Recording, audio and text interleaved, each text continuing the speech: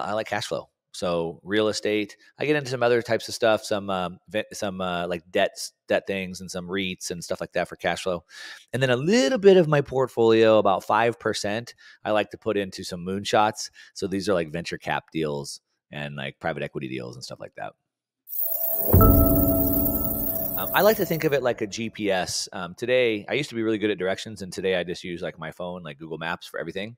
And if I open up Google Maps and I want to go to your house, the first thing I have to do is I have to put in your address. I don't just say, take me somewhere. I don't say, take me to Australia. I don't say, I have to put in an actual address, like a very, very, very specific location. Then the next thing it asks me is, where are you now? I don't just say on Earth. I say exactly where my exact location is. And then it asks me how I want to get there. Am I going by bike, or am I walking? Am I going by train? Am I driving? And then it might show me different routes. Do I want to go the southern route, the northern route? And so I think of it like that. So back to the question, what should people be doing? Well, where are you trying to go specifically? And I like to think of it like this.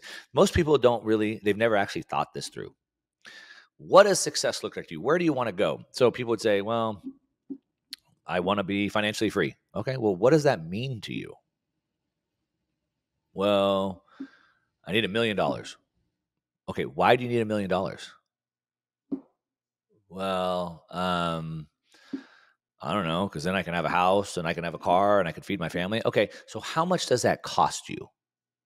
Well, my house payment's $2,000, my car payment's $500. I need $500 food. Okay, so you don't need $1 million. What you need is $3,000 a month, right? Yeah. Okay. I need $3,000 a month. So I need to be clear on what it is that I'm trying to get to. What's my destination? So most people have been taught this old adage: go to school, get a good grade, save for retirement one day. That's completely wrong. We don't want to save for retirement one day. We don't want to live off savings ever. We live off of cash flow.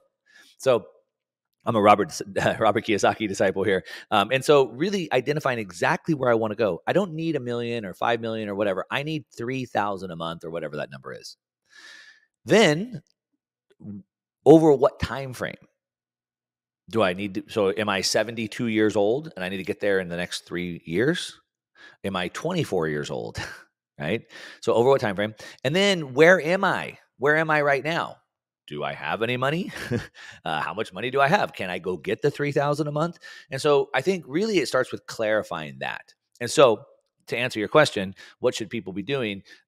They should be dividing their portfolio up sort of like you suggested. But I think if you're 72 and you're on a very fixed income, then you're going to be setting your portfolio up differently. And so I would advise that it would be much more conservative. You don't want to be losing money.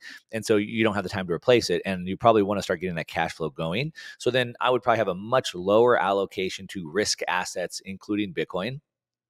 And I would be buying more types of cash flow types investments, and still might be a little heavy cash and gold right now, because I don't want to be losing value of my, I don't want to be losing my money. I don't have time to make it back. If I'm 24 years old and I'm making a high income, then I might be 30, 40% Bitcoin. I might be only, 10 or 15% cash, because I make a lot of cash. And then I might be, 20, 30% cash flow, and then kind of spread around maybe some private equity venture capital deals, so I can really get some big growth. So I think it changes a little bit, right? Depends on where you're trying to go and where you're at, and what skills I have, how much money I have, things like that. I think, for me, I kind of think about it like almost like this barbell strategy for right now, where instead of having a perfectly blended portfolio, I kind of have on one side, I've just been kind of heavy cash. I told you I kind of was really like 50%. I've lowered that down. So like heavy cash and cash like equivalent type things, bonds, treasuries. And then on the other side, I have gold, Bitcoin, and then commodities. That's kind of where I'm at right now. And then I have a lot of real estate as well. And so maybe, for let's say the middle-aged person with like a decent nest egg that still has quite a while to retirement, maybe you said 10% Bitcoin. I would say everyone should have at least a 1 or 2% period. If you lose 1 or 2%, no big deal. I'm probably closer to like 40%. Part of that's because I bought it. So I told you I bought it when it was very cheap. So, you'd want to have a good allocation to Bitcoin. I think having some exposure to gold is still really good right now because the central banks are buying more gold than ever before. I still like some of the commodities. So I've been buying stuff around uranium, around oil, energy, natural gas stuff. And then I like cash flow. So real estate. I get into some other types of stuff, some like debt things, and some REITs and stuff like that for cash flow. And then a little bit of my portfolio, about 5%, I like to put into some moonshots. So these are like venture cap deals and like private equity deals and stuff like that.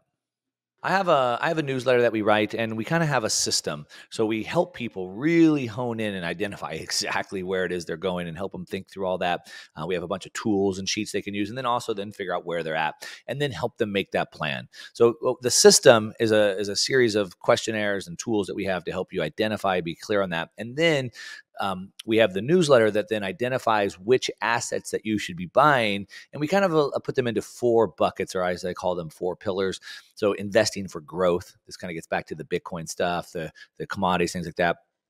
Energy, investing for cash flow. Of course, I talked about that. Keeping cash as one of the 4 pillars. And then I call chaos hedge insurance. This is gold and things like that. And so then once you figured out what your exact allocations are, where you're going, where you're at, then we write the newsletter that recommends the assets that you could put in that, tracks them in a portfolio, has a community so everybody could be in there sharing information, working together towards a common goal. And it's been really successful. I've been writing that for several years, and it's a lot of fun. Hey, this is Mark Moss, and you are watching Think Smart Education.